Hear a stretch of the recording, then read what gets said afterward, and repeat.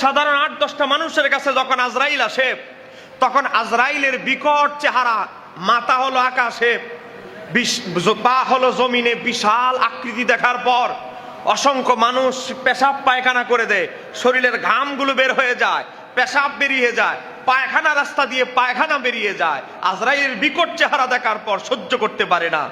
কথা বলেন না কেন, ঠিক কিনা? তিরমিজি শরীফে এসেছে।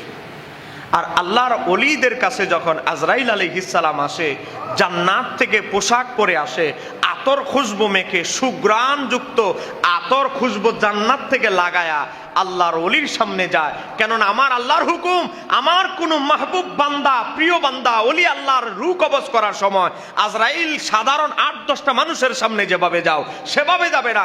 কিভাবে যাবে? জান্নাতি পোশাক পরে সুন্দর সুরত আকৃতি নিয়ে আমার বন্ধুর সামনে দাঁড়াবে, তোমার আকৃতি দেখে যেন আমার বন্ধু কষ্ট না পায়। চিৎকার দিয়ে বলা যাবে কি সুবহানাল্লাহ? তারপরে কি হয়? হযরতে মুহাম্মদ ইবনে কাব আল কুরাজি রাদিয়াল্লাহু তাআলা বর্ণনা করেছেন, তিনি বলে আজরাইল আলাইহিস সালাম যখন জাহু মালাকুল মাউত, আজরাইল যখন সুন্দর পোশাক পরে যখন আজরাইল আল্লাহর ওলিদের সামনে দাঁড়ায়, আজরাইল আলাইহিস সালাম বলতে থাকে, আসসালামু আলাইকা ইয়া ওয়ালি আল্লাহ, ও আল্লাহর বন্ধু, আমি আজরাইলের সালাম গ্রহণ করেন, আমি আজরাইল আপনাকে সালাম দিচ্ছি। এখানে শেষ নয়, আজরাইল বলতে থাকে, আসসালামু আলাইকা ইয়া ওয়ালি আল্লাহ, ও আল্লাহর বন্ধু, আপনার উপরে শান্তি বর্ষিত হোক, আমার সালাম আপনি গ্রহণ করেন। এরপরে ওই আজরাইল আলাইহিস সালাম আল্লাহর ওলিকে বলে, আল্লাহু ইয়াকরাউ আলাইকাস সালাম, এবং আপনার রব আপনাকে সালাম পাঠিয়েছে।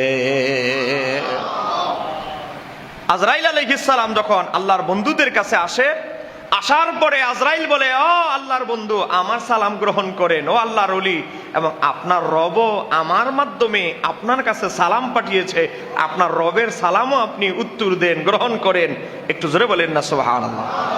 এই হাদিসের বিখ্যাত ইমাম বাইহাকি রাহমাতুল্লাহ আলাইহি তার শুআবুল ঈমানের প্রথম খণ্ড 361 পৃষ্ঠা 402 নম্বর হাদিসে বর্ণনা করেছে। ইমাম জালালউদ্দিন সুয়ুতী তাফসীর দুররুল মানসুরে 5 নম্বর খণ্ড 128 পৃষ্ঠায় আব্দুল ইবনে মুবারক কিতাবুজ জুহুদের 442 নম্বর হাদিস হিসেবে বর্ণনা করেছে। এখানেই শেষ নয়, তাফসীরে নাসাফিতে ইমাম নাসাফি রাহমাতুল্লাহ আলাইহি 2 নম্বর খণ্ড 211 পৃষ্ঠা সূরা নাহল 32 নম্বর আয়াতের ব্যাখ্যা উল্লেখ করে, আজরাইল শুধু সালাম দেয়, এখানেই শেষ নয়, আল্লাহর ওলির কাছে যখন আসে, আসসালামু আলাইকা ইয়া ওয়ালি আল্লাহ, ও আল্লাহর বন্ধু, আপনাকে আমি আজরাইলের সালাম, আল্লাহু ইয়াকরাউ আলাইকাস সালাম, আল্লাহ আপনাকে সালাম জানিয়েছে। এখানেই শেষ নয়, আল্লাহর ওলিকে, ও বাবা বড় হুজুর কেবলাকে, ও শাহজালাল ইয়ামুনিকে, আল্লাহর ওলিদেরকে আজরাইল আলাইহিস সালাম আরো একটা সুসংবাদ দিয়ে থাকে। কিসের সুসংবাদ জানেন?